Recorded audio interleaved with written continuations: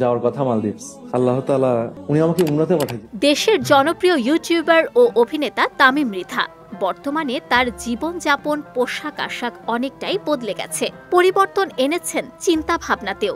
ইউটিউবে নিয়মিত Islamic podcast নিয়ে হাজির হচ্ছেন এ অভিনেতা, যেখানে অতিথি হিসেবে আসছেন দেশের প্রখ্যাত ইসলামিক স্কলার ও ব্যক্তিত্বরা। শুধু তাই নয়, ইসলামের প্রচারে বিভিন্ন সামাজিক কর্মকাণ্ডেও অংশ নিচ্ছেন এ তারকা।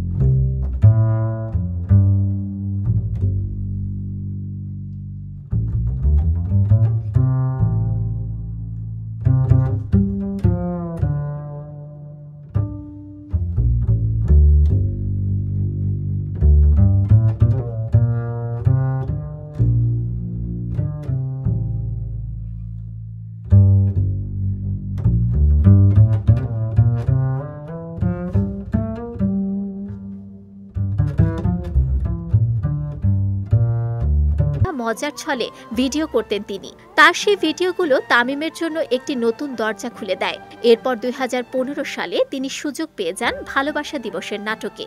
এভাবেই অভিনয়ে যাত্রা শুরু করেন তামিম। পরে তিনি নিয়মিত অভিনয় শুরু করেন ছোট পর্দায়। তবে বর্তমানে ইসলাম ধর্ম পালনে বেশ মনোযোগী হয়েছেন এ অভিনেতা।